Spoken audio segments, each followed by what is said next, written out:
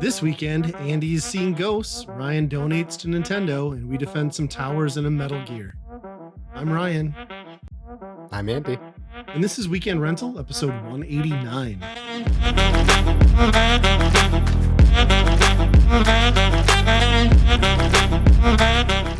Well, everybody, welcome back to another exciting episode as we head into fall and a interesting election season ahead of us. We're enjoying the calm before the storm, I think. So I'm sure we're all just anxiously awaiting the next month of this country's future. This might be the last podcast. Who knows? This could be. Because I don't know. I like doing the podcast and just getting to unplug from like the crap I'm hearing on the TV. So it's nice. And it'll be nice to record next week or the next episode too and get distracted from all that. Yep. So I don't know what you've been up to. It's been inching ever closer to Halloween, of course. So we've been doing more Halloween-y stuff. And my son wanted to go do like the haunted farm thing. We told him there was no way in hell at 10 that he was ready for Acres of Terror, because I think that scares the shit out of adults. So we went to that Moorhead, just south of town, has the haunted farm. And that was more of like a PG to PG-13 vibe. Took two of his friends. So I had 3 10-year-old boys and my wife went.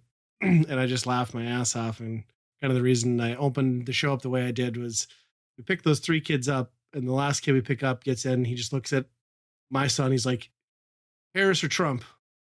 And then my son gives an answer. Then the next kid over, James, Harris or Trump? And I'm like, why are 10-year-olds talking about this? Yeah. Like, I didn't even get involved. I was just like, this is hilarious. And then we went out to the farm after, casting our votes in the back seat of my SUV. And that was a pretty cool experience. Like it's not super cheap. Like it's $20 for an adult. I think 11 and under was like $11. So that was nice, but pretty crazy cool setup. I mean, they have it running, it is on an old farmstead house, so they've got, the multiple buildings and stuff to work with. So you got like, the barn, the Morton building, the, regular sheds and stuff on the property. And they just kind of weave in and out through that. And they had a lot of it themed with different stuff like The Purge, Texas Chainsaw Massacre. So you saw a lot of that stuff, and it was about the right amount of scary. I would say within like the first 2 minutes, a Leatherface came out with a chainsaw, and my son cowered and grabbed my wife, and then his 2 friends just bolted, like just terrified out of their minds. And yeah, it was like, I don't know, it probably takes like 35 to 45 minutes to get through this thing. Oh, wow. Yeah, it's pretty cool. And then a lot of actors on hand, obviously. Kind of a few like claustrophobic fog machine filled rooms with that, like when you get done, you're just like kind of like, why does my throat hurt so much? And you're like, oh yeah. and then it dawned on me, I was like, God, I feel bad for some of those actors. Like some of those actors are in those rooms for 4 hours at a time.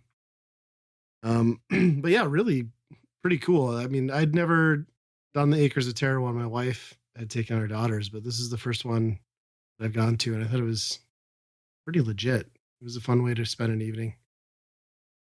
And then they had a few like guys doing crowd work while you're waiting to get into the thing. So there's like a evil clown, and there's a guy that was Beetlejuice. They're just like up in your face screaming at you and stuff. It's kind of fun. Yeah, I think that part is outside, they obviously try to scare you, with the imagery, but I think the most uncomfortable part of those is that part where they're like right there, and they are in your bubble all the time. Yeah, which is just painful when you're like an introvert like me and you're just like, I don't want anything to do with you. Like, go away. Well, for the most part, though, it was kind of perfect because, with my wife and 3 little boys, I kind of just took up the back, and then I just kind of like played along with the help and just kind of let them, I wouldn't jump or say anything. And I just kind of move out of the way so they could sneak in and like jump scare the kids and my wife. So that worked out pretty well. The only thing that kind of got me was they had you exit through like kind of the carnival ride, like spinning tunnel thing where like the tunnel spins around you and you walk on a plank, right? They had two of them in sequence, and the second one was like uber fast. And it really got me like pretty violently like nauseous and disoriented. Like I Mm, did not like that. Like I thought I might puke by the time I got on the other side of that. It's weird how like that can just like throw your mind that bad. It yep. shouldn't, but Just perspective. Yeah. yeah. Huh. So when they saw Leatherface, were they excited that it was, oh, it's the Fortnite guy? I didn't hear any Fortnite references, but my son's one friend is like big into horror movies, so he's just like, "Oh, I love your costume. I loved your movie," and like he's just like, "That's my favorite." And he's like, listen, talking to all of them. It was just like he was meeting celebrities. It was great. Wow. He knew all the Huh. stuff, which is kind of mind blowing for a 10-year-old. But I don't know that he's actually seen any of these movies, but he's I suppose watched like highlight reels or something on Hmm. YouTube. Huh. So yeah, that was So this wasn't the one that where you had to sign a waiver to. no. In fact, that was the thing that got me, and I was asking my wife about that. I was like, it's kind of mind blowing that they didn't have you sign anything, just because people are getting hurt, and people are Hmm. like losing phones and stuff. And I was like, I can't believe that they didn't. Like a lawyer isn't making them at least do that. But yeah, Acres of Yeah. Terror, you do have to sign your life away for sure. But I also Yep. think they do like some pretty crazy stuff on that one, like speed you around in a bus at like 25 miles an hour through a field and stuff. Yeah, that'll do it. Um, Even like I think there's one of like the fall places just south of here. Like a kid died on a hayrack ride Oh, really? That's too because bad. he got like bumped off and like ran over. So it's like I wonder how much of that is going to get changed. Just from like because it is just people like, oh, I'm just gonna Right. do something fun, and it grows and grows and grows and until it becomes those type of things. But they're not actual businesses and actually like, Right. And it just takes one thing like that to get you shut down, I'm sure. I mean, a yep. death, obviously, like you're probably gonna get shut down, but like even just a kid, I just think like a kid tripping and breaking an arm, you know what I mean? Hmm. Like people will sue you for that. Yeah. Yeah, it was cool Yep. though. I'd recommend that one for youngerish kids for sure. I was pretty impressed. Huh. I kind of it kind of makes me wonder like how much money they make because they're I think they run like they're like 6 weekends that they run it, and they put a lot of work into it. So it's like, and then you're paying people, I'm sure at a premium. Obviously, it must work if they've been doing it for like a decade. Right. Yeah. I mean, even like look at something as simple as like Spirit Halloween. Like if you get in the weeds of like how much logistics that has to take to set up something like that, they it must Yeah. be like incredibly worth it. Well, now they're expanding. You've heard. Now they're gonna have Spirit of Christmas at some locations. So Really? Wow. yeah, get in on that game. I guess nobody's doing Spirit of Thanksgiving though. That's weird. It's just gravy everywhere. And cranberry sauce. Yeah, I'd pick up a pumpkin pie. Yeah. They So if they what? kept pumpkin pies all year round, I'd go there. See, I think pumpkin pie needs to only exist like once a year because like pumpkin Mm. pie is good in one slice, a very thin Oh, I could eat a slice. whole pie. No, no, no. That's like the pie you just like pretend to eat while you wolf down like an apple pie. That's the proper pie, Andy. Oh no, no, Are you one of those pumpkin spice people too? That's like I want every nope, pumpkin spice thing available. No, you're just the nope. pumpkin pie, huh? I don't even like pumpkin pie that has the spiciness to it. There's some of What? them that do have that extra like cinnamon Right? spice or whatever in it.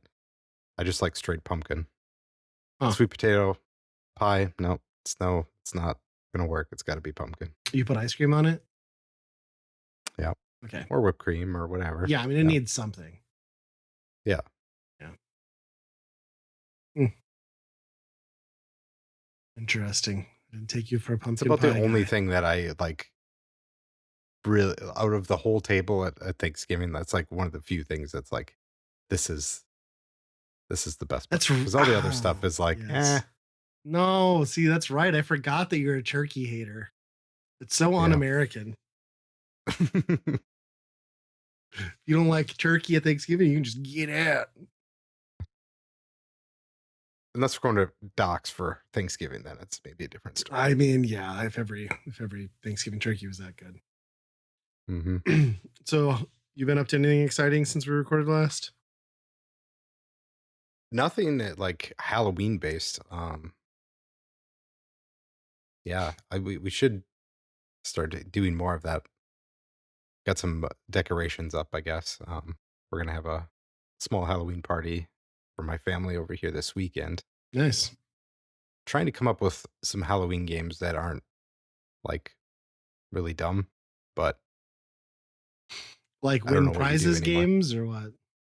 Yeah, I mean just like candy or whatever, right? Oh, Because they're just small yeah. children. But I don't know what you do. I mean, you can't even hardly do bobbing for apples anymore Yeah. because that's Yeah, everybody's yeah. too scared of germs these days. Well, you can always do like the fishing with the clip thing behind a curtain Yeah. and drop a clothespin into a jar off the back of a chair. You know, the classics. Yeah. I kind of want to get like really competitive with like pumpkin bowling, Oh, sounds kind of fun. but you have to, yeah, you'd have to have a pretty like stout pumpkin, I think, to really take the beating of it. But it'd be Yeah. fun. I bet those little guys that you can get like in the bags at Walmart would take a few beatings before you would. I mean, they'd still eventually Hmm. shatter, I suppose, but Yeah. yeah. I just learned that there are new, like, I forget what they're called, like imitation pumpkins that are carvable. Like you carve it like a real pumpkin, so you can let it up like a jack o' lantern, but they're just fake. But then the beauty is you can keep it Uh, year over year, so might be worth it. Weird. So are they made of like that weird foam stuff or They've got something? to be, and then yeah, they must like put like a Yeah. coating on the outside. I'm guessing. Huh. Sounds interesting. We have yet to do that. I'm sure we're going to be carving pumpkins this weekend or next Yeah. week. Yeah. Us too. I mean, that's always the worst part too, is because you never like take care of the pumpkins in a timely fashion afterwards. So then Yeah. they're just like a smothering mess of But yeah, like well, sitting on your doorstep. my wife decided to decorate with them pretty early, so we've had some out in front of the house for about 3 weeks, and then we got that hot streak, and like most of those are just like rotten through the core already. Like they're pretty bad. Like it's not going to be pretty. Yeah. Uh, Well, that'll be exciting having a party and having everybody over,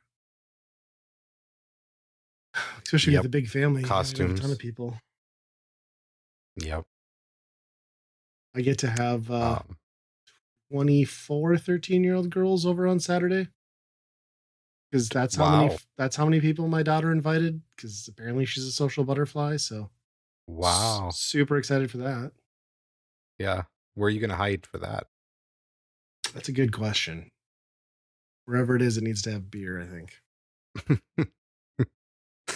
uh, come to come to my party. Yeah, that's true. I'll just show up. I got Bobbing for apples. there's just like backwash and like boogers in there from all the children. Yeah. Like, well, I want to get the flu out of the way this year, so let's just the Yep. surefire Yep. shot. Get it all at once. Yep. What you should do is just like instead of bobbing in water, you just like it's just Listerine. You know what I mean? Like you're just sanitizing, cleaning your teeth, and having Oh, fun. yep. Everyone's Put like your nose bawling; in it's in this. their eyes. uh, that's awesome. Uh, Well, I guess the one thing that is kind of spooky, I guess. mm. My wife has been watching on her own the CBS show called Ghost. Oh yeah, I've seen an episode or two. Yeah. It's pretty popular. It's been out for a while. It's originally from BBC, Hmm. as like a lot of things. So we started watching that version, and that's kind of been my first experience to it. And yeah, it's a good premise for a show, I think. Just having, you know, different characters that span all these Yeah. different eras, basically living in their own era in this house. It's pretty good. Um, I guess I don't really have to explain it too much because I think it's pretty popular and people know what the show is. But Yeah. It is a pretty cool premise. I've only seen a couple episodes. Like I know that there's the ghost that's like because they're tied to the property, and I know there's a ghost that's like tied to a car. I don't know if he like died in the car accident or got hit by the car. Like they only see him when like the vehicle's at the house and stuff. Like, huh? yeah, Yeah. there's one guy who he's a he's a politician or whatever, and he died in some sort of like sex party or something in the house. So he's like the, the entire show he's not wearing pants. It's just like him in like a suit top and like a long sleeve shirt, just and then walking around and just no pants on That's the pretty entire awesome. show. Yeah. I bet he loves playing that character every week. Yep. Yeah. Yeah, it's kind of one of those shows like it was on my radar when it first came out, and then like I kind of even forgot it was a show. But it's been many years, so I was like, oh, this thing must have caught on because I keep seeing Hmm. previews for the new season now. So Yep. is the British one better than the American one? Or I suppose you haven't really watched much of the I American one. haven't watched too much. Amanda will say she prefers the American one, but I think, obviously a lot of the humor is a little bit different between the Right. two. I mean, just you look at the difference between like The Office. There's quite a bit of difference Yeah. in the actual humor between them. It's just kind of what your preference is. They do mix up a few of the characters. Like one of them in the British one is like basically a caveman, Okay. where in the American one there's like a Viking and a Native American. So it's not quite the same. Sure. Like you can't riff off the same jokes as like a straight up caveman can. But Right. That's yeah. It's maybe a show I should go back and check out. I just kind of out of shows to watch right now anyway, so mhm. might be worth it. We did watch um Critters. So I don't know if you've watched like the Critters movies from like the 80s and 90s, but like I had gotten a box set at Walmart. They do those like Halloween covered collections every year, and it was like $8 for the four movies. Apparently there's a fifth one that came out in 2019 that I've not seen. Wow. So since we recorded last, we've gotten through all of those, and those are still great movies, with the exception of four. I mean, it's good practical effects. It's good like stupid humor, like people dying. Doesn't take itself too seriously. And then what's interesting is like three and four. I think the first one's like 86, second one's 89, and then three and four both come out in 91. And the third film is actually Leonardo DiCaprio's first feature film ever, which is kind of funny because he's like 10 in it. And then it goes off the rails so bad though, because we were loving them, and then four is just so bad. So like throughout three, they introduce another character because basically there's no other than the baddies, there's only like kind of one or two through characters, which is pretty typical in horror. But they introduce a character who you can tell she's basically their version of Ridley, like dresses the same attitude, like clearly they liked aliens in that character, so they're trying to play off that. Then you get to the end of three, and if you stick through the credits, they throw a to be continued at you.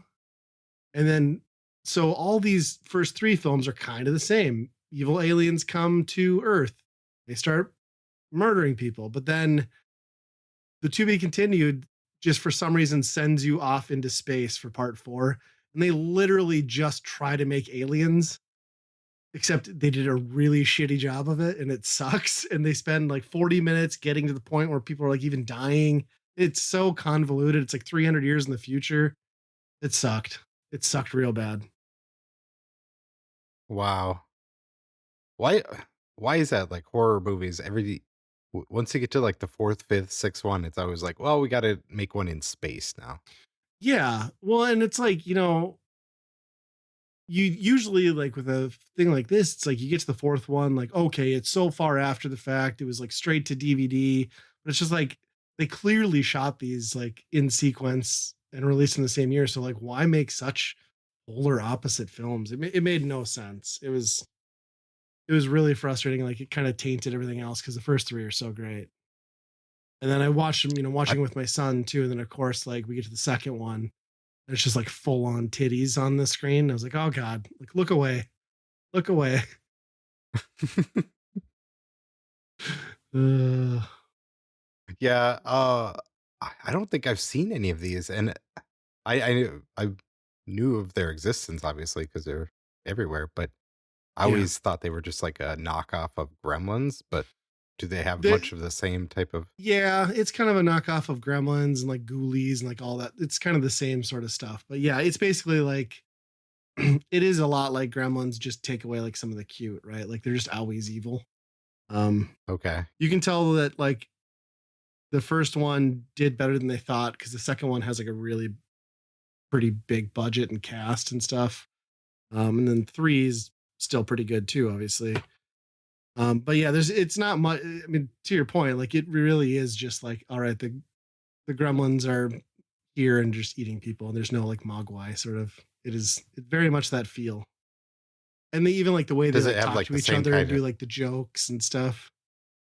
Okay, yeah, like the debauchery of Yeah, Gremlins, right? Yeah. yeah, for sure. And the like, I think the first one's the best like they talk a lot in the gremlin or the critters talk a lot in the first one and the third one. Second one they kind of downplay that angle, but like there's a scene in the first movie that's just like has you laughing to tears where like two of them are like trapped they're gonna attack this family. They're trapped and like holed up in their farmhouse, and then the one looks at the other one and goes like, let's go get them, and then the reply is, but they've got weapons. And then he goes, so what? And then the mother opens the door, explodes the guy that says so what with the shotgun in like a million pieces, and then the one that's left standing just goes fuck, and then they all run away. It's so funny. My son loved Oh, that part. But yeah, they're that's good. I would put them up there, like as far as like 80s campy. I mean, it's exactly what you expect. Yep. But the first three films are all really good. Just pretend the fourth one didn't exist. Huh. And now I'm gonna have to find a way to watch 2019. I don't know if it's streaming and anything. I'm sure I can find DVD copy somewhere on the internet if I need to. But yeah, highly recommend That's those. wild. That's pretty crazy that they made one that new. Yeah, and I mean, it must not have done much because I didn't hear anything about it. Yeah. Yeah.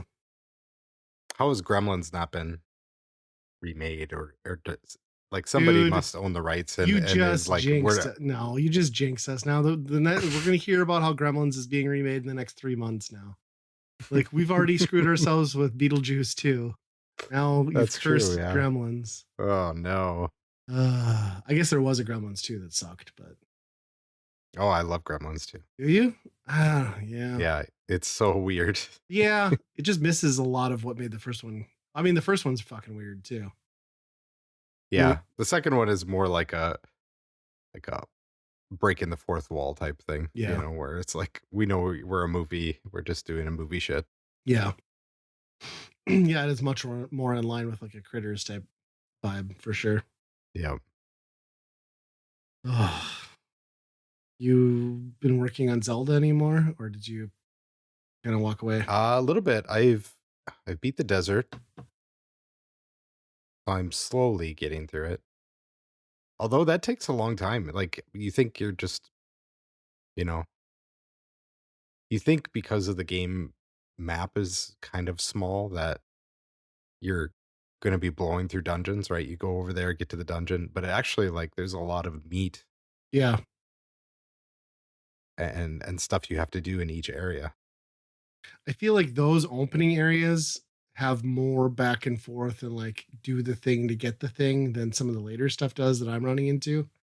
It seems like it becomes Okay. a little more linear, and maybe it's because you're getting better at the game too, but my boss completed it in like a week, which is amazing because that guy never has any free time. So I know it can't be too long. And I've kind of asked him like where I'm at now. And he's like, yeah, that's basically the last set of like Rift quests. And then you've got like one final chapter after that. So Hmm. I think I'm about 60% of the way through the game. Still Okay. really like it. I don't power through it the way I would with like Gears or something and just like keep putting time into it because I get through some of those dungeons and I'm like, I don't want to go back in and do that grind all over again. I mean, I love them. I love having the traditional dungeons and the puzzles, but like once I beat one, I need to like put it down for a few days and I'll come back and when I'm in the mood. Yeah, especially if they're tied to like a specific area and specific, species, like people, right? Hmm. It's almost like you're starting a whole new game inside the game almost. I did laugh pretty hard. Went up into the mountains, and I'm not going to spoil too much for you, but you run into like a basically like a I don't know a Yeti sort of character, and it's cold up there, right? So like you have to have the right gear, you have potions, or you got to like have fire, you know? So I'm like walking around this Yeti's house, and then like I see a big pile of wood, like in the corner behind the house. It's like, oh, I bet this is like a torch. Like, I'm gonna light this up and then I'll be warm, right? So I try for like a minute and a half to get this thing lit, and apparently, like, I was wrong. You're not supposed to light it on fire. And then I go into the house, and the story unfolds. And you're talking to the Yeti, and here what I'd been trying to destroy was the tombstone for the Yeti's dead father, and I felt like such an asshole that I had just tried to torch it. Oh, that's funny. So I'm a horrible human being. Uh, Uh, yeah, yeah. I still do like it. I need to make sure I stick with it at a reasonable pace because I know I'm kind of at that tipping point where I get with games where I'm so far in that if I leave it for too long, I'm not going to pick it back up. So yeah. trying to work through that. But what we've been playing a ton of is that new Super Mario Party Jamboree. Has been very popular at our house since that came out. So I don't know. Did you pick that one up Is it? yet? I haven't yet. Okay. Uh, I I don't typically enjoy Mario parties, so I've been holding back. I don't think I'll be able to resist the rest of my family Right. wanting that game. So it'll eventually happen, I'm sure. Yeah. But I've heard this one's pretty good. Like they've Yeah. made some decent changes, right? It's the best of the ones on Switch, for sure.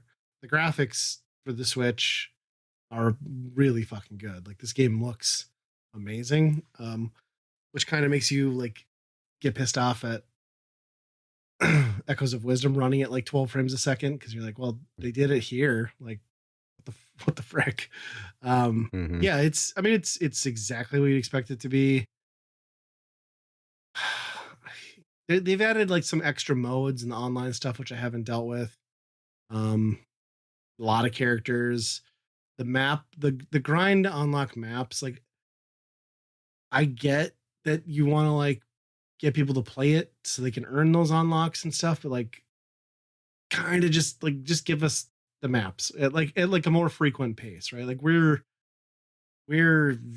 10 rounds or 10 games into this plus some like side missions and stuff and like the extras and we've only unlocked one extra map which sucks. um but yeah, it's good. It's if you have problems with Mario Party, they're not going to be fixed or addressed here. Mm-hmm. It's This game appears to be extra bullshitty too, in terms of the camera, or not the camera, but the AI. They're super good at like consistently getting exactly what they need to come back from behind and win. And the bonus star thing, like, always seems to favor the AI. Really Oh, bullshit. that's a problem. We haven't won the last three games we played, like 2 player games against two Oh, AI, because they'll just hand out bonus stars at the end, just toss them out. Pisses me off. see, at that point, just let Like, why do you want to lose to an AI to Mario Party? Yeah, You know, it's already just kind of like a throw your hands up. Whoever whoever is lucky enough to win it wins it. right. Just give it to the person actually playing it. Then. Yeah, 100%. Someone. Yeah, it blows my mind. I mean, if we were playing on like a higher AI difficulty or CPU difficulty, I'd get it, but like we're on normal. Why is that happening? Yeah. I don't know. It's good though. Like,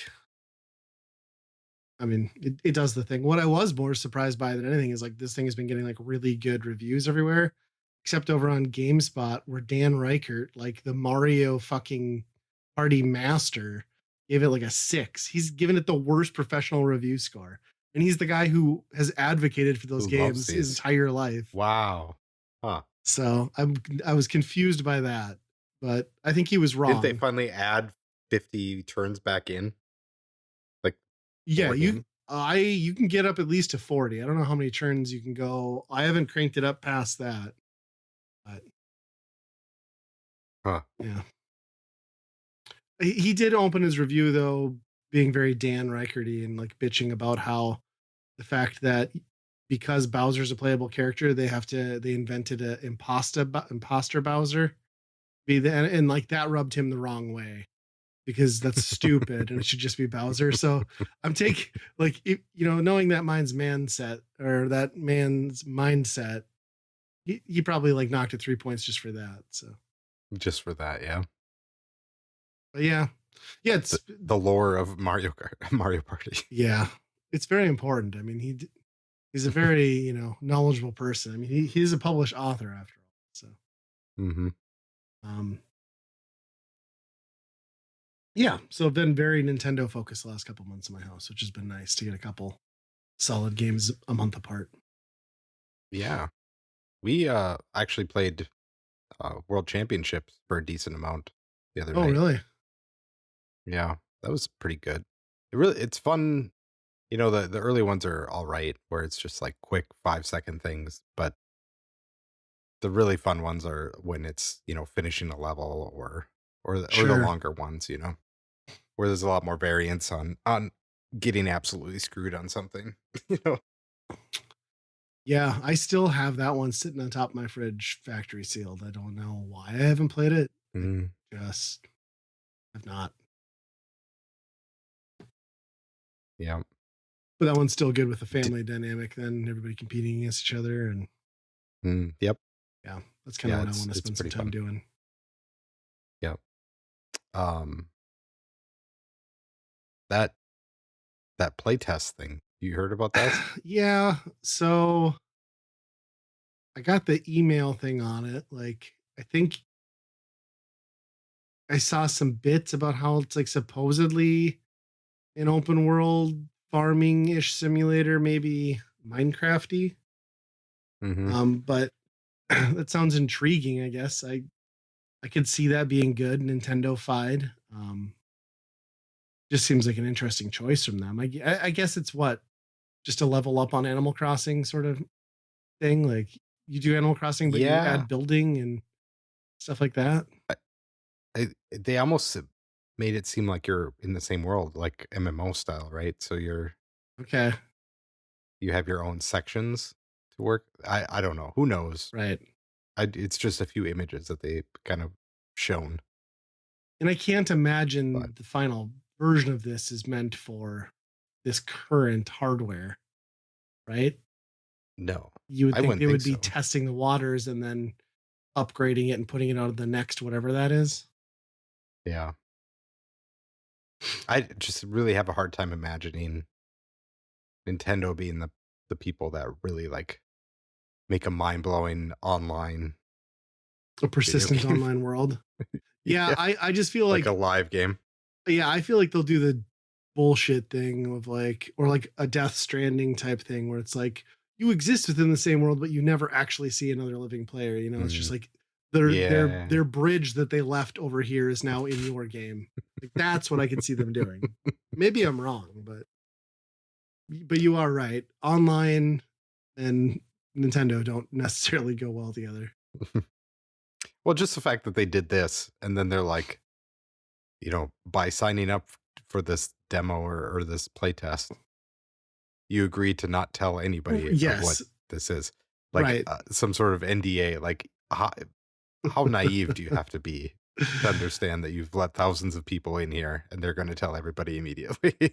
Yeah. Yeah, it is wild because like that shit leaks when they give it to like industry people and make them sign the stuff and they have like a they have actual like job on the line and like don't want to burn bridges, No. but they're just like, no, we'll just give it to anyone who's got an online subscription. Yeah. I was not shocked at all that it was leaked. Of course it was gonna be. It's just the fact that they even put that in there, like, because all it takes is one person on the internet to leak it, Yep. and everybody knows. And yeah, that's going to happen. Yeah. It's kind of I mean it's cool to see though. I'd be curious to see what they do with that.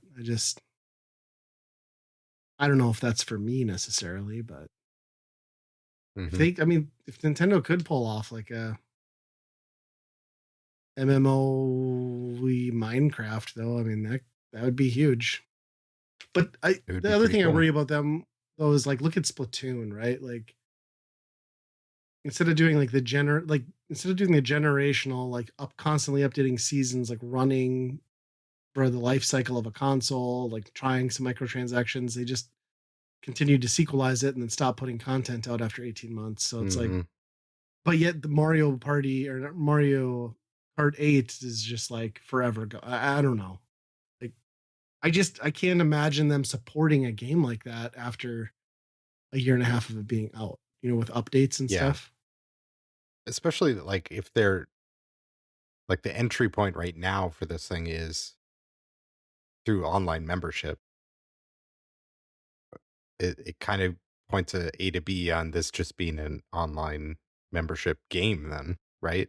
Yeah. Yeah. Like, where's yeah, that doesn't seem like they don't have a long track record of those type of free to play. I mean, it's not free to play, it's a membership, but it's, Right. you know, Tetris 99 even still running? I don't That even know. one I think is oh, maybe that's still out there. I don't know. That's a good question. Is the The Pac-Man rest of one them still been all going? kind of I can't imagine that one's still going. Yeah. They still pushed I mean the F-Zero thing is like an achievement every week, I swear on their achievement thing. Mhm. Um you brought up a topic that I forgot to touch on Mario Party. I don't know if you saw my tweet, but those sons of bitches, the label, the front cover for Mario Party Jamboree is just besmirched by a huge tag at the bottom that says it comes with a free 3-month subscription to Nintendo Switch Online. And like, I hate it. I hate it. I hate that you put a commercial or an ad on top of my cover. I was like, okay, well, it's Nintendo. I'm gonna give them the benefit of the doubt. I bet on the inside it's reversible, right? Like, no, not reversible. Like, Really? Wow. I like went online and started scouring different stores to see if this was just like a bastardized version that Best Buy was carrying or not. But like, no, they all suck. Like, Oh, I really? I hate. thought there was 2 versions of it. No? Is there a version that does not have that? I I have not I seen it. I thought there was, but Oh my maybe it's god! a Canadian version or something like that. I don't know. If you're telling me I'm gonna have to spend another $60 to get this thing fixed because it just my OCD, it's killing me. I can't live with it. Well, I mean, Uh, you have to you own one of the ones that's like download, right? no, why would I buy one of those? Re Well, like download required. Like some of them are the actual game, but they still have a download Yeah, I haven't bought addition to anything them. that says that Oh, okay. because Okay. it irritates me. I Yeah. think my son has one that like from GameStop or something that was like a $12 download only code game, but that's in his collection. So yeah, irritated me. But Nintendo Switch Online, in addition to this playtest, everyone got the exclusive offer to buy Alarmo, the $100 alarm clock from Nintendo that watches you sleep. And I don't know. I'm holding it. If you're watching the video version, which you're probably not because It's nobody there. watches that, I have it. It's still in the box where it will forever live because I don't know This why I is bought this thing because I don't need it and I'm an idiot. uh I felt so bad yeah. right after ordering it. I was just like, I already don't like this. And then when it arrived, I was like, I really hate that I bought this so much. I'm convinced this that they're trying to find the boundary. They're trying to find the limit of how far they can go on just making any bullshit that has And getting Nintendo on people to it buy and it. selling it. Yes, they're Hey, it's trying to working. find where the edge is. Yep. They haven't found that boundary yet. This thing is selling. People are buying this piece of Yep. shit. Uh, Yep. yeah, I've contemplated taking it out of the box and I was like, why?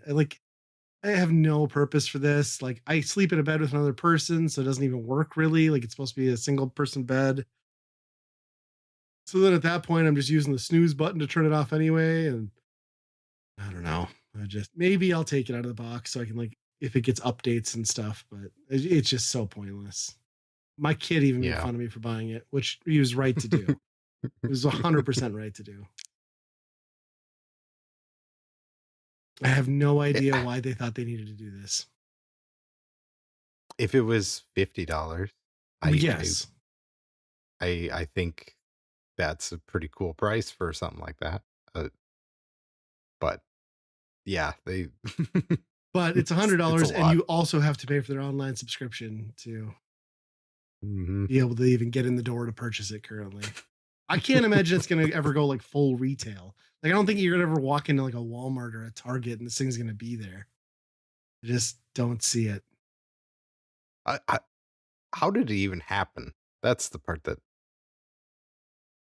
how does anybody ever pitch that at Nintendo? Was Yeah. that a guy like messing around with an Arduino on his at home at night and he's like, "Oh, I made an alarm clock. Oh, we could sell that." Well, what kind of irritates me too is like they went only with like, well, some of the properties they went with are sus at all. Like We Fit, like why? Or Ring Fit, Hmm. but it bothers me that currently, at least, they're only doing like current gen iterations of their franchises. Like they're totally missing out on like I want to wake up to the original Mario Brothers theme or Super Mario Brothers 3. I don't want to wake up to Mario fucking Odyssey and Breath of the Wild and I want the old shit. Like give me Link to the Past. So I hope that stuff comes along. We'll see. Again, Yeah. this may Yeah. never leave the box, so I might be bitching about feature that I would never use anyway. So I'd imagine this thing's pretty much worthless too, because you know that everyone has the same idea that I do. It's just like that's a thing that no one's gonna have, and we're gonna let it sit in the collection in the box forever. So 50 years from now, there's gonna be like nothing but like boxed VGA sealed Yep, copies of they're all this sealed. fucking clock. Nobody actually used one. Right. Yeah. Of all the things Nintendo could have put out, like you said, why and how they came to this conclusion makes no sense. Yeah. Well, it was a Game and Watch. They're sticking to the watch part, I guess. Sure, but like, why not make it like a wristwatch then? Why can't it be a Yeah. wristwatch that like m- as you move when it goes out? Like that makes so much more sense than this. I don't know. Yeah. You would think that they could partner with a wearable company pretty easily Hmm. and sell a shit ton. Yeah. Yep. So yeah, but Alarmo, it's in my pile of shame now. So congrats on me being a Hmm. moron. You'll never be late again, though. Well, I'd have to use it. God, man, we have so many Nintendo topics. I'm curious before we get into the next Nintendo really, what's the mind? Your mind? Are you Oh, okay? okay. You don't have a Tuma, do you? The mind. Yeah. Yes. Yeah. Let's get philosophical right now. I'm gonna get deep here. No, this is a very simple card game that we picked up that you play with any certain number of people, and you each get cards with numbers on them, and you have to lay them down in the correct order from 1 to 100. 100 cards. Okay. And you can't talk, you can't do any body language, you're not supposed to. You're basically just for us, it was just four people sitting there trying to decipher if you had the card that was supposed to go next. Okay. It's a really weird experience. Eventually it did kind of turn into like goofy like body language stuff where you're just staring at other people and about to lay your card, trying to like fish for everybody else to make sure that hey, nobody else is going to go type thing, right? So at first, every round you start with, I mean, the first round you start with one card, so it's pretty simple. You know, 4 cards out of 100, pretty easy to lay them in order. But I think they get up to like level 8, so each person has 8 cards, and then trying to lay them in sequential order, damn near seems impossible. But it's Sure. something to strive for, I guess. Interesting. Where'd you find that one at? So I saw it online. It was like $5, $6. Yeah. Um, it's very similar to another game that's called Just the Game, which is kind of sorting cards in ascending and descending order. But at least in that one, you can kind of talk and work together. This one is the opposite of that. So it's a little bit interesting. Hmm. Yeah, it sounds kind of cool. Yeah. Eventually, it made the kids just laugh hysterically because you're just basically all sitting silently and they don't know what to do with themselves, right? Because it's like such an awkward experience because that you can't communicate, but you need to somehow. Interesting. That sounds like one of those like if you've ever been to like those team building like corporate retreat type games where it's like Hmm. you're passing the note around and like you can only pass to this person and then like yeah. Yep. Those get But interesting. But when you succeed in those types of games or scenarios, like you just feel like so accomplished. Like we did the thing and you know. yep. Yeah. The problem is like I think scientifically people's brains view statistics a little bit different, and this game does not work for that. If you have a person that does not understand this, like probabilities of the numbers, Right. where they just assume like, oh, I'm the third, like I'm gonna lay third or whatever, and it'll just destroy you. I think And I suppose with it'll kids probably too. end some friendships. Yeah. Well, Yeah. kids, yeah, they definitely we didn't make it near as far as we did with it just as me and Amanda, Oh, sure.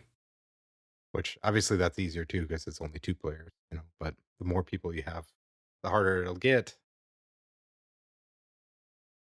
Yeah. But That sounds kind of good. We that kind of jogs my memory. We did my daughter's birthday was um last Sunday and she wanted to play some board games. We picked up this board game from Menards of all places for like $5 because they're clearancing on all that stuff, to make room for seasonal toys and sleds and stuff. mm, But picked up a game called Hot Pants, which is just kind of a base generic trivia game, but like basically everyone has to like you have to answer the question like on your turn, and then everyone has the opportunity to like then contest them like if they think they're lying or that they have the wrong answer or don't know. But the problem is like contesting and being wrong sets you further back on like your path to victory. So it gets kind of interesting with like people calling each other out and like my son is just a moron. He like just yells hot pants at everybody and like gets his ass handed to him because he doesn't know any of the answers. So it's so pointless.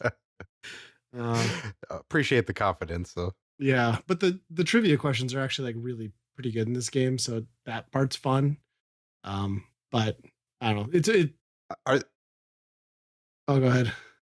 are they like questions that you would know Like Wits and Wagers is kind of in that same kind of Yeah. thing, but those are all questions that like they're basically guesses, you know? Yeah, they're pretty good. They're pretty up to date too. Like this was must be like a new game within the last year. So it's stuff you would know. There's some like a general, a science, a sports, and like an entertainment. So depending on which one you hit. What I did think was hilarious though was my son got one. It was like, which of these three presidents has like been like criminally charged and sentenced or whatever. I was like, oh, this is a new game. I was like, kids, do you even need to look at the answer? Because like the nice thing is they're all multiple choice, so you're not just throwing out an answer. You're you've got a reasonable shot of like just guessing. But like I just thought it was hilarious that a board game already has that in there, like for trivia. Yeah. But yeah, I mean, it's just another flavor of like every other sort of game like this, but for $5, it was entertaining. Huh. We've Hot got damn. like we got quite the backlog. We've been buying like a lot of like clearance board games and stuff at Walmart. So we've got all sorts of stuff I gotta get through. I have one that looks interesting where it's Pictionary, but you download an app. Then the AI in the app is supposed to guess what you're drawing. So it's like Pictionary against AI. So I'm curious to see how that one works. We have not tried that yet. Seems interesting. I just want to draw like filthy things and see if it'll be like penis. You know what I mean? Yep. Probably not Yep. programmed for that. Well, yeah, it might be, but that that has to hurt self-esteem though. Like if the app's just like, I got nothing, and you're just sitting there like, I drew it. This is what it is. And the Actually, that app sounds is a just lot like like, real Pictionary, where it's just like yeah, people drawing like the worst shit. And you're just like, because there's always one of those people, right? Just like a squiggly yeah. line and like a slash. You're like, you got me. Like, I don't know. Well, Ah, that's interesting. that last piece of Nintendo related news I had on mine. Well, I guess it's not Nintendo related news, but it's adjacent. And that is, of course, Analog announced their long suspected new console, the Analog Ultra. Is that what they're calling it? I And thought it was just 3D. oh yeah, Analog 3D. That's what it's called. Yeah, and it's a Nintendo 64 for $250. That'll let you render the beauty of the N64 into 4K. Like that's going to make it look better somehow. I'm curious. I don't know. I get this. Like this product actually makes a ton of sense. A lot like with the Duo that they put out, where there's not a great way to get a good signal out of the N64. The N64 used right now is about half of what they're asking for this thing, at least. Especially when you factor in 4 controllers, although those won't be sold together with it. But I Hmm. just could not give a shit less that this is going to exist. Yeah. Just, I know I there's that it's the right time for it, I guess, right? I mean, hmm that generation's got money now. there's definitely a certain segment where this is the greatest thing ever. Um, it is a big time because I think it is the first like third party system that plays 64 games, right? I think there's been a couple other attempts, but I know I can think of one other one that I think Metal Jesus reviewed, and I know the emulation was bad. Right. So this And is those are probably the probably first just dumped in the proper cart, version. right? Probably, yes, you're right. Yeah, so Yeah. this is probably the first thing, yes, that's running natively. Um, and I didn't look into it at all. I'm sure it's another FPGA. It's got to be right, and Yeah, I can't imagine they wouldn't do that. yeah, I don't know why they would put it out if they weren't doing that.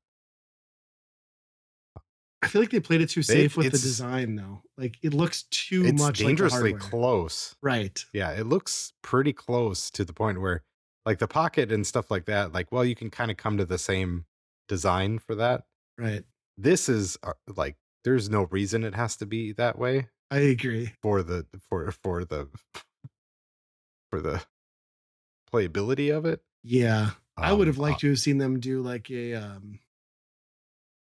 a side mount. To be honest, I think it would have been cool if like the 64 cart would have like slid in on its back and like front loaded. Oh yeah. But then I suppose people would bitch because like, oh, now you got to grab the label, and but they could have put an eject button in. Mm, You know? hmm. Yeah. I it's it's got some Nintendo lawyers, I think, maybe taking a peek. I would Yeah, think. yeah. This is kind of a big one because they still have a lot of value on their 64 lineup because it's not a great system to emulate. They're bringing more of it onto the Switch Online. Maybe they won't care, but I don't know. I'm curious to see like some reviews of this and just see what it looks like. Like, can they systematically use something with the FPGA to like help render out some of the fog and draw distance, or like are you Mm. just getting are you just getting something that's going to make those games look even uglier because you're showing them in a cleaner, crisper light and it just looks Yeah. gross. But I could be wrong. Maybe Yeah. it'll do good things. I mean, the PlayStation stuff has gotten came a long ways. Yeah, Like the emulation on that stuff, it looks really good on some stuff. And then the 64 stuff, yeah, it's really hit or miss. Even the stuff on Nintendo's own service is, not the best it could be right. Yeah, not by emulated. any means. I'm curious to see what they do with controllers. I assume they're probably partnering with 8-Bit Do as the recommended Mm, controller. yeah. It seems like that's kind of their go-to anymore, and they probably won't package one in with it. But I don't know. Hmm. I guess I'm excited for the people that are excited about this, but not my Do jam. the memory cards and all that stuff, Hmm. I wonder how that works, if it's still through the Yeah. controllers or what? I didn't think about that because I didn't look at the shots well enough. That's a good question. You would think they would have designed something and just like slap that bitch into the console itself, or maybe, well, you know what? It probably has internal storage. I bet it has like save states. There's no way. Yeah. There's no way they would have not done that. Yeah. Yeah, there's gotta be some sort of layer on top of that, because even, like, the expansion pack, they have to have something that does some sort of check Right. on a software level to see if it, to basically tell the cart that it has it. Yeah. Yeah. I think what are pre-orders going live? Are they, was it already? I think it already did, Yeah, like maybe. the 18th, maybe. Sounds right or something. I Yeah. don't know.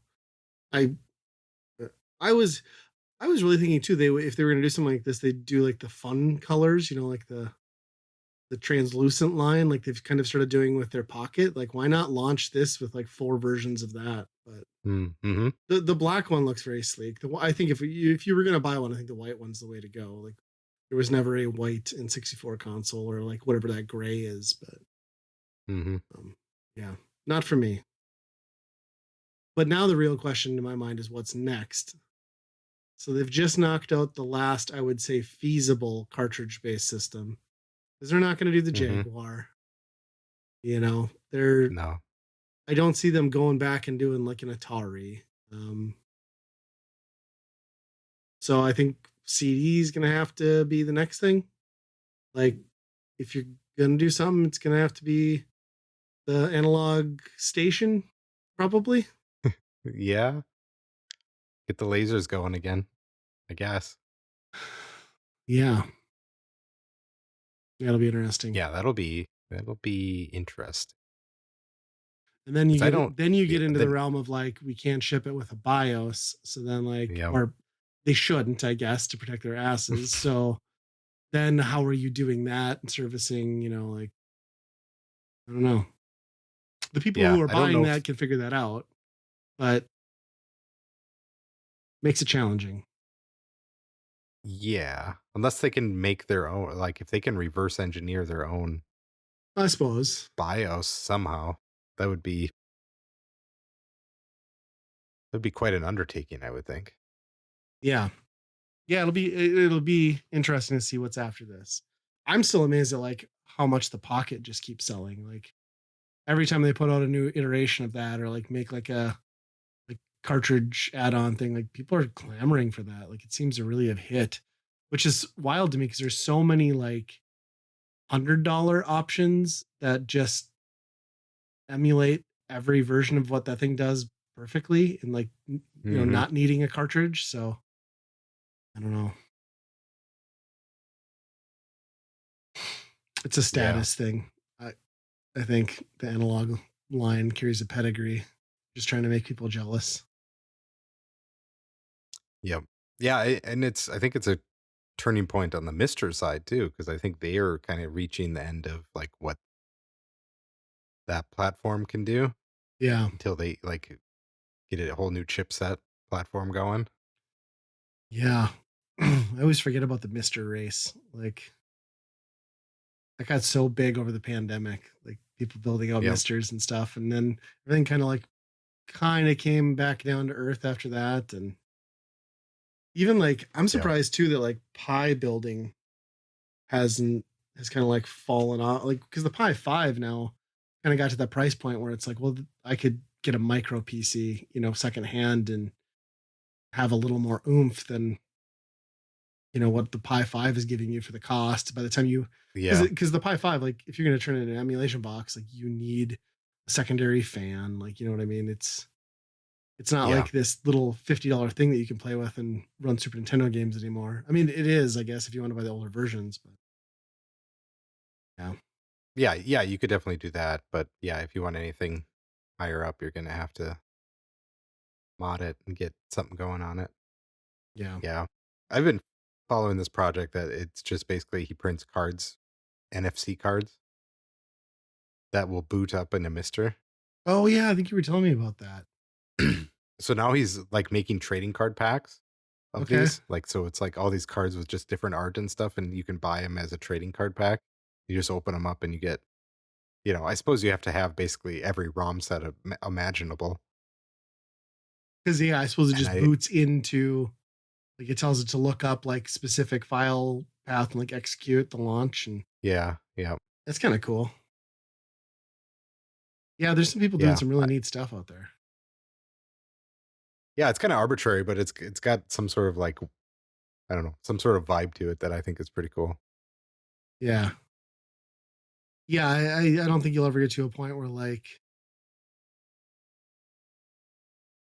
you know not having like a tactile option to like boot up a game, even if it is just like something as silly as pointing to a directory. It's still a neat option. Yeah, and it gives like some choice to it, whereas like the menu of every ROM, it's so overwhelming a lot of times where Yes. it's like if somebody gave you some cards and be like, pick one of these to play, a little bit different. Yep. Yeah. It's definitely when everything's at your fingertips, you find yourself almost playing none of it. I feel like, you know. Hmm. That's why those flashcards always get me too. It's just like, I don't know. You start out excited and you're playing like 2 seconds of every game, but then you're never committing to any one thing, and Hmm. it's a different vibe. That's for sure. Yeah, Well, are we on to staff picks? I think so. Okay. You want to go first? Sure. My staff pick is Life Force, and it's not the video game. Okay. Now I'm curious. Although I do recommend Life Force, the video game. Um, this is a movie from mid '80s, I think, Okay. from Canon Films. Which, if you don't, I mean, they were like the Chuck Norris, like just schlocky stuff, right? Well, most of the 80s And was. yeah, um, they did the what was their last big one? I think was the He-Man movie, and that's basically what sunk them because they put Sure. so much money into that. But this was one of the first ones that they really tried to put a ton of money into to make it seem like it was a big production. And it is a wild movie because it feels like one of those old NES games that every level is a different game, you know? Okay. Yeah. It's like, oh, you're doing this, you're racing, or now you're platforming and all this. That's what this movie feels like. And none of it is like super amazing, but it's crazy the places it goes because it just changes so much. Um, I recommend it if you haven't seen it, but it starts off as a very like alien feel. It's these guys out on a shuttle, they find a alien spacecraft, right? Sure. Go in there and they find like these human bodies just encased in glass. So they're like, "Oh, cool, let's bring these home," right? Yeah. That's a good Neat. idea. um they bring them home. Turns out, there's something a little bit different about these things that suck up human life forms. And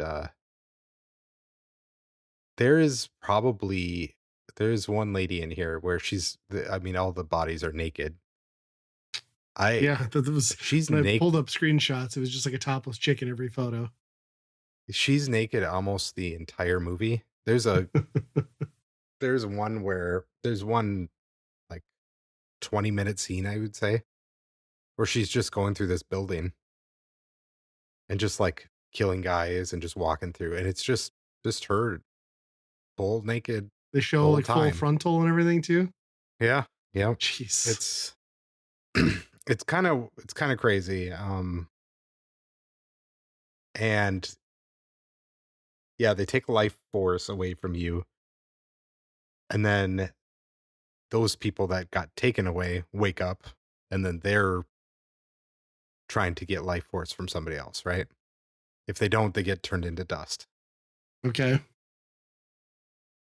It turns into they find the original astronaut lost in space, bring him back, and this guy looks like Indiana Jones, Harrison Ford, just the cheap knockoff of him.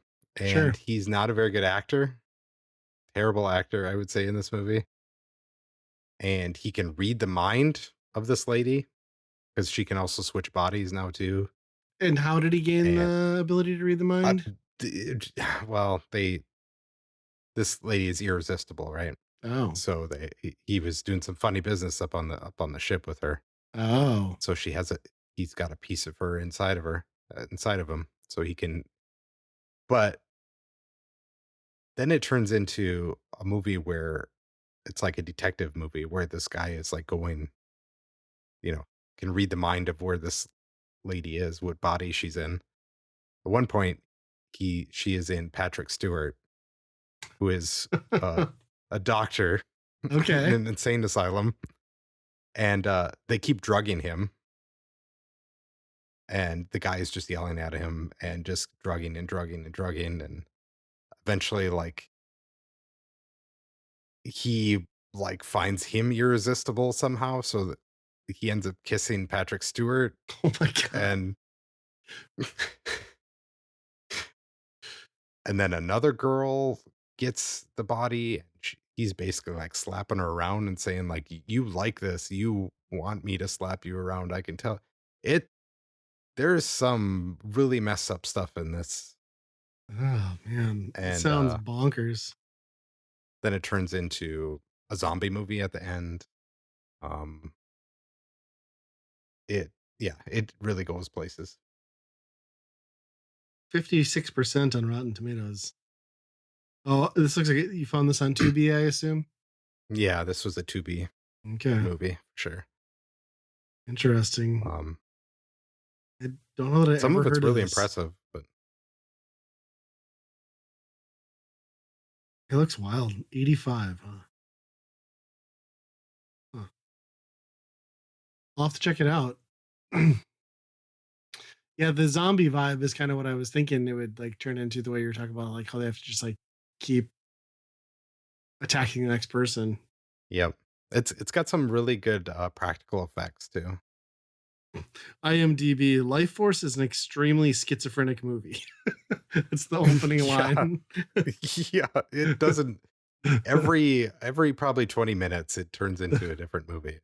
Kind of weird. That's pretty wild. I might have to check that one out. Sometimes those 2B gems are great. Yeah. Well, I've got not a movie, but a video for my staff pick um, that everyone should check out.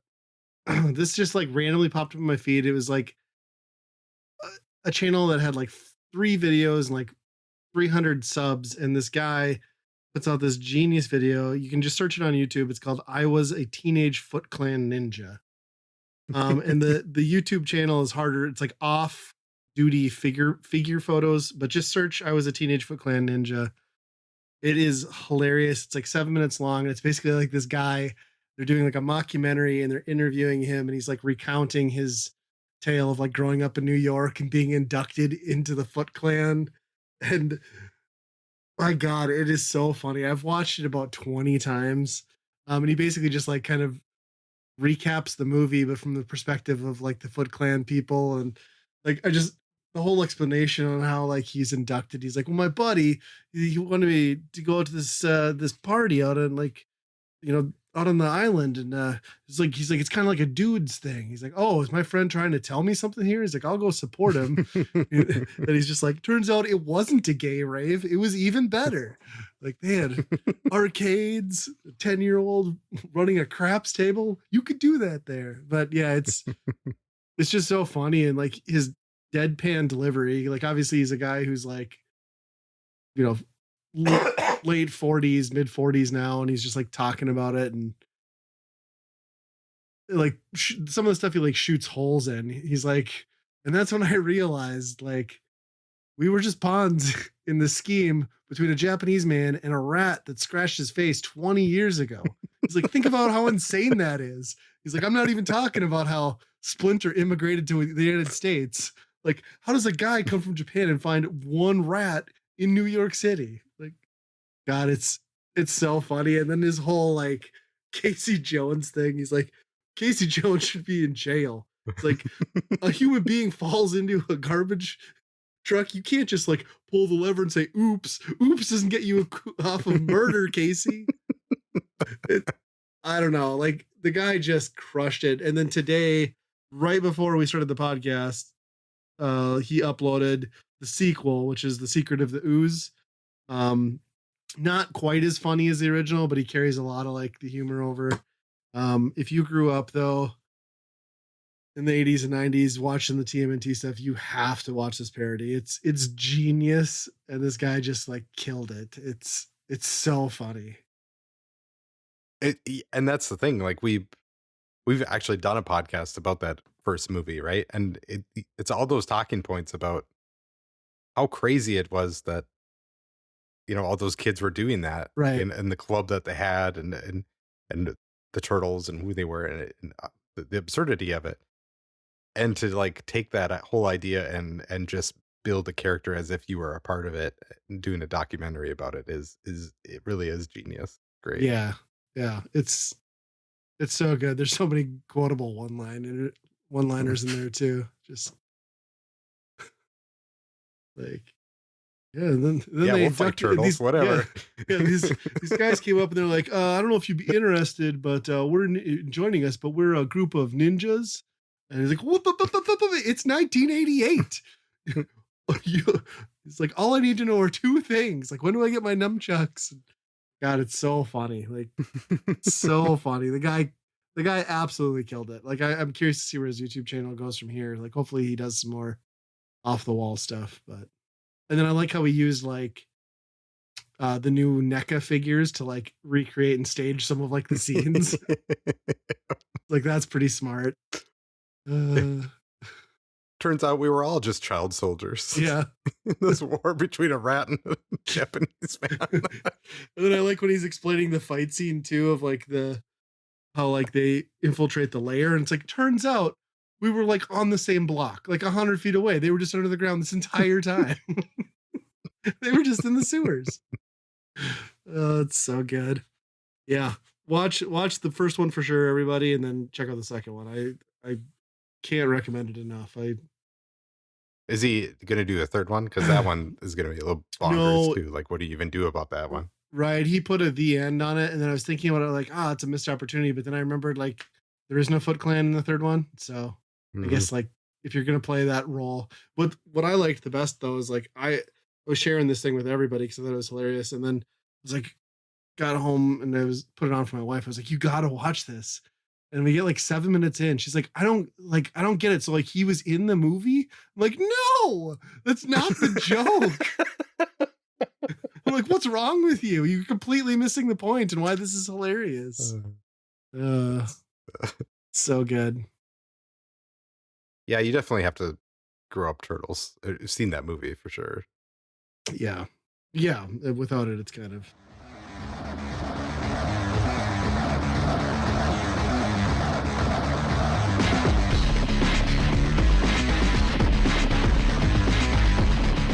If you're having a good time with us at Weekend Rental, I think you might enjoy all the great geeky stuff found on the Geekade Podcast Network. They've got podcasts about games, music, movies, and more. Plus, if you order off their secret menu, also known as the Geekade Patreon, you just might find an exclusive movie podcast hosted by Ryan and myself.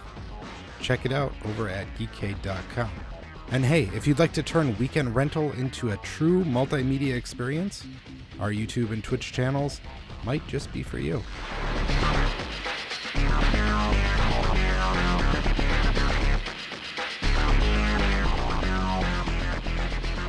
the weekend rental, of course. Unless if you're new to this thing, what we do is we play a game for a given system. We will give our opinions as we would as whether we would personally buy, rent, or burn that game. And by burn, we mean light it on fire. The system of choice this episode is one we don't do often or at all on here, really, and that's the PlayStation.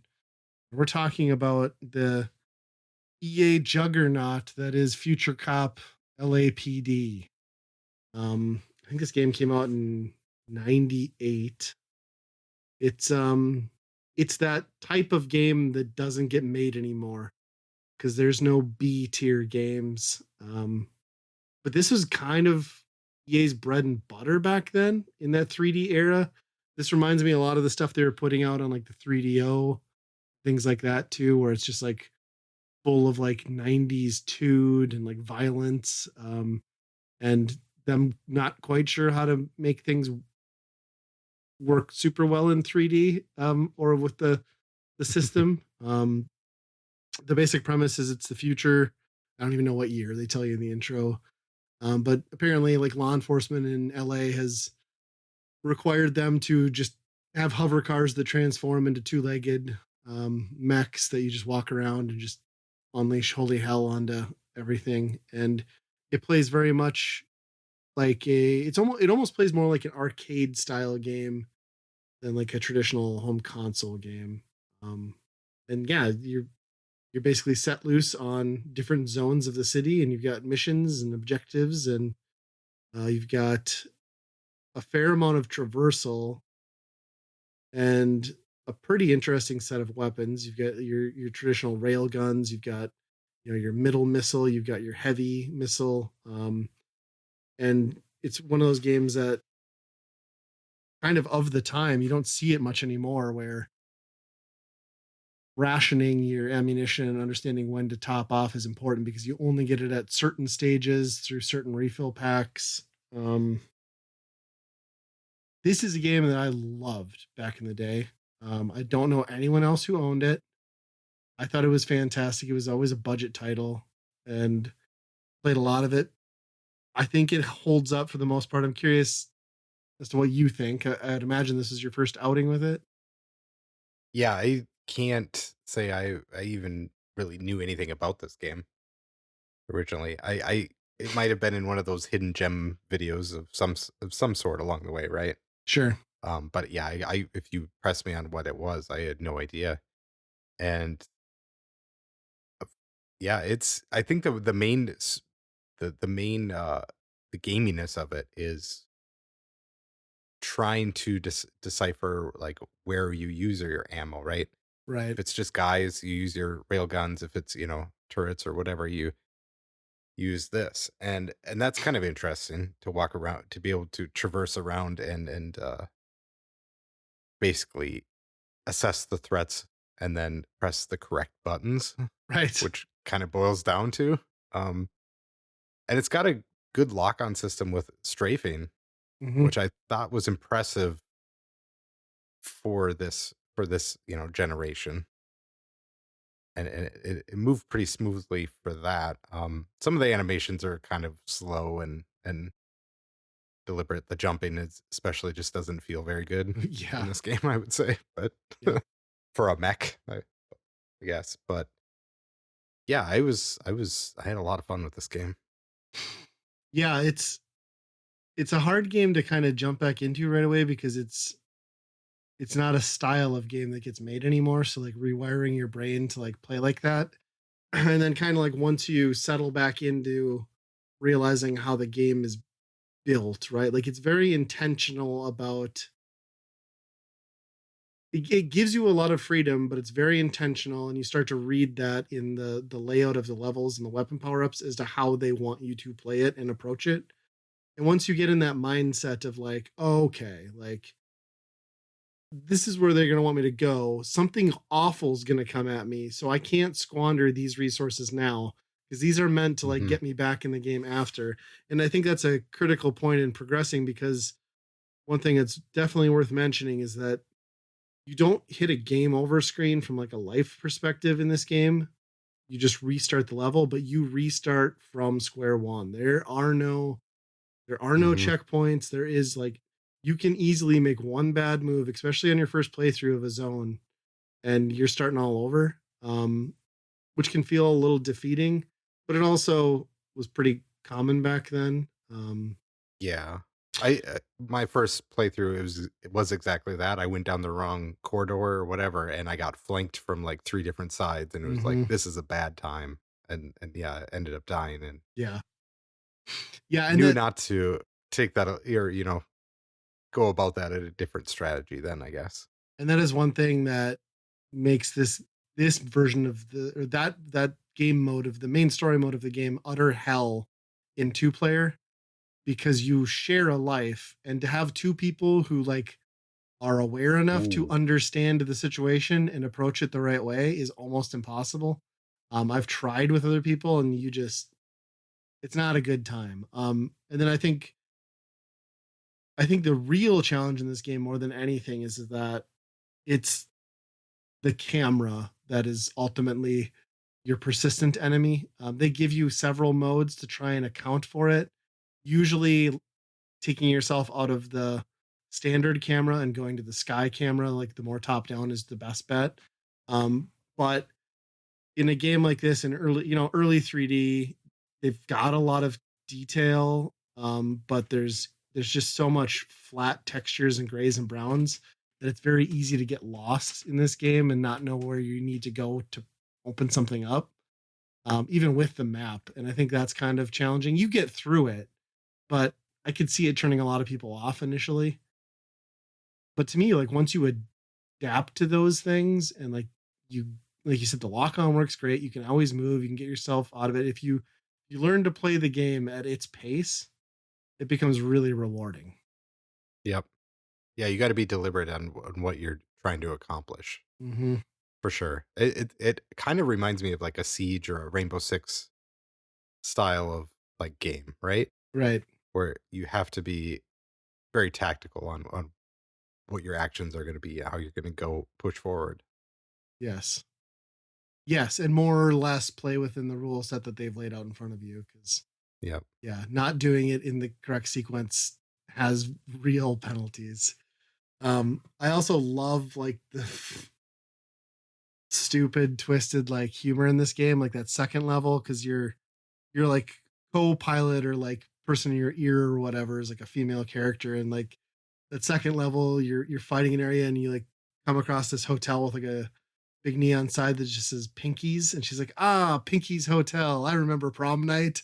I'm like, oh my god, like why is Oh, that in this jeez. game? Wow. It's so funny. Yeah, And then the writing on it is pretty good for what you would think was just like a cop procedural. Hmm. It's definitely got more edge to it than that. And I love too that it's got like that 90s era, like arcadey, just like blood curdling scream from every like foot soldier you blow up. They're just like always like, ah! Just like murder. Uh, I will say for the most part, the sound design is good. The soundtrack is atrocious in most of this game, though. Like it Mm. is very bad music on very short loops, and these levels are not short. Some of these levels will take Mhm. you close to an hour, like especially in a first go through. So that kind of gets grating after a while. I'm sure you could go into the settings and turn that off or down, but yeah, I found myself not liking that. Yeah, agreed. Should we so I was playing through the first player game, Hmm. or the original part, and was having a good time. Hmm. And you mentioned don't forget to check out the other mode. Hmm. The Is it assault or precinct or something? Precinct Assault, yes. Which, Yeah. as it turns So out, is the secret star of the show, right? yeah, that is. I couldn't stop playing that after that. Right. That's the only thing I played in that game after that. Yep. Same. And I fell down that rabbit hole back in the day. So yeah, it's like the base game is good for what it is, but then you get to this Precinct Assault, which is the alternative mode, which is basically uh it is, I mean, more or less just a tower defense game, King of the Hill sort of situation where you're in these combat arenas. You can play against another person, but if you're playing solo, you're playing against this like evil cybernetic flying fortress ship that it almost reminds me of like that Sinistar arcade game where like the enemy is just like constantly coming after you and like screaming. Like he's always talking Yeah. shit. Ah. Yeah. And like, I will destroy you, human. And it, I don't know, but it's such a good tower defense game. Like you basically are out there capturing spawn points, replanting towers, you're managing troops, you're upgrading bases, and the main objective is to then your red team and blue team, and you win by getting a ground tank into the base of the other color. So like you're always trying to take down the blue team. And I know like in describing that this probably sounds like okay, very basic and like not that exciting, but the rhythm of the gameplay and the back and forth and like even how well the computer does at adjusting and upgrading over time is so much fun. And you just like you finish one, and you're just like constantly like, I'm ready for the next one. It's so good. Yeah. And I mean, tower defense is, I think, the right way to describe this, but Yeah. probably at this era, it really feels like an RTS game. But Hmm. instead of just like controlling the units themselves, you're just buying them and just basically letting them take care of themselves, and you Yep. get to still play the normal game. And that's a lot of fun. Yeah. Yeah, it's really good. And I love that like there's different zones to do. And I love that like just constantly tears up. Like with every victory, it gets harder and harder. And yeah, I was the same with you. Like once I started getting back into this mode, that was all I played. Um, and I can remember like because I played this mode to death back in the day, and like it like the difficulty and the AI jump and is so good. Like it gets to a point basically in some of those higher tiers where like you have to be super strategic about when to call in like your bigger tanks, and then it's gonna require you to do like the manned run. Like you're gonna have to run around, make sure you've got every power up, and then you're gonna have to run and escort that thing into the base. Otherwise, there's no path forward. Oh, okay. And that gets super fun. Like just going in guns blazing and like playing support to a ground tank. Like it is Yeah, see, super that's a cool. completely different way than I was playing, because basically it was me. You're just basically taking down as much stuff as you can, Yep. trying to control area, right? And then buying stuff when you can. Whereas playing like that that's a totally different style, is basically trying to get that tank over there Yeah. stealthily as much as you can. Yeah, and I Huh. think that stuff would probably come into play too a lot more if you were playing against like a skilled like person on the other end too, which would be fun. Yeah. I I picture this with some of my friends that I had in that era, and I think we would have played that mode a lot, like very competitively to try and Hmm. and edge each Yeah, other out on two player there. I tried to get people into this, but like I'd gotten so hardcore into playing it solo against the computer that I just got so good that like I could never convince anyone to continue playing it and Yeah. getting better because I was going to crush you every time, guaranteed. So it's it's super fun though. Like you said, like having like the tower defense RTS stuff, but then being able to still go in with guns blazing and blow shit up is a fun way to manage a game. So Yep. and I like the dynamic and like the reward system of like, your currency comes from your currency for upgrading and calling in support troops comes from you know, being proactive and assaulting and taking down enemy vehicles. Like it's a good dynamic. Really Yep. cool. It's better than it has any right to be. Surprising. And another thing that like these game modes are great too, but like I just like the whole charm of this game, like the little package they put together. Like I love when you exit either mode, it just takes you to the game's end credits, and like they've got like a whole Pixar type like animation sequence where that mech's like dancing around and like morphing and like falling over and bloopers. It's so out of place for the vibe of the game, but I don't know, it just kind of adds to the whole package. Right. Well, especially the name. I mean, when you're describing a specific police department, Mm-hmm. like you're just already your eyes glaze over that this is just a cop simulation thing, right? Like, Mm-hmm. And you know what I was gonna mention earlier too, but you know what the base game kind of reminds me of a lot is like this feels like a mech take on their strike series. You know what I mean? This mhm. feels very much like that sort of vibe. It's a little different, but like that's the closest approximation I can get to like the base game and how it plays. It's pretty cool. Yeah. Yeah. And honestly, yeah, like you said, the camera, you kind of do end up playing it like a straight game a little Right? bit, you Yeah. know? You almost have to. Yeah. Yeah. Well, what do you want to give this thing on the Byron Burns scale? I I'm gonna give it a buy just based on that one mode already. That on itself, I think carries this already to a buy. Um, Playing an early tower defense game like that, that's just really cool and a good one. They like Mhm. had a very good version of that. Like they knew how to make that type of game already. It was pretty impressive. Um, and even the base mode is a lot of fun.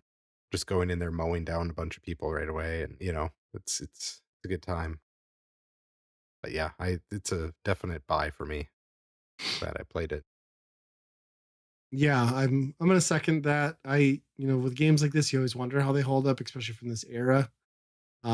Especially knowing that this one was kind of like, even at the time it was released, was not like a powerhouse game on this console. It was always kind of a little rough around the edges, but yeah, it's still really good. It holds up well, and for sure, like once you get into that precinct assault mode, like it's amazing to me that the bonus mode in this game is really like the highlight, to be honest. It's so much fun, it's so addictive. The grind is good. The whole premise with that stupid Skynet voice just like screaming at you is awesome. I love it. Yeah. I can you think of many games that have completely I mean, they have different those 2 modes have completely different feel Yeah. It is like gameplay booting into a wise. separate game almost. Like they've got separate Yeah. narration. They've got it's Yet the main thing interesting. you're controlling is the same. Right. It's crazy. Yeah, it's pretty wild. I'm surprised this game never got like a sequel or hasn't gotten like a an updated port for like Steam at least. But I suppose a lot of Mhm. that is just that EA hasn't made this type of game in over 20 years. You know what I mean? Yeah, Like they they don't really care. don't Yeah. publish this type of stuff. This was their bread and butter though back in the day. Yeah. Yeah. It's kinda wild that they don't license out some of this old stuff, right? Hmm. They just must not see any money in it. Yeah. Yeah. And the nice thing with this one is, if you're a physical collector, this thing is still very affordable. Under $20, look like 15 for a complete copy. Sure, you can find Mhm. it for less because I don't think anyone's sitting on this thing thinking like this is a hidden gem or anything. I think it just falls so far under the radar for a lot of people, but it's great. Yeah. Yeah, definitely recommend playing this. Next time we get together, we'll do the 2-player mode. Take each other head on. Yep. Oh, I'll get my ass kicked, I'm sure. I don't know. I'm kind of rusty, but it's fun. Yeah. Well, I think that's a show. Another one Um, down. it is. We're on Twitter. We should be on Blue Sky, I guess. I don't know. Seems like Yeah. that's where everybody is now. Hey, everyone's been switching, and like I've noticed that like our accounts like drop. Like people must be bailing off the platform again because numbers are going way down on follows. Yep. Yeah. We're so maybe next time. We'll see. It might happen. There might be another place to say in this outro. We're on weekendrentalpodcast@gmail.com if you ever want to get a hold of us. Set up some times to have a tournament, maybe like a LAPD Future Cop Mm. tournament. Be cool if they had 4-way. Yes, I That would agree. be that would be fun. 2-way is a little bit too direct in those type of games, where 4-way, like RTS 4-ways, are Yeah, the some amazing chaos. gameplay. Yep. um, but yeah, I think that's gonna do it. So until next time, be kind, rewind.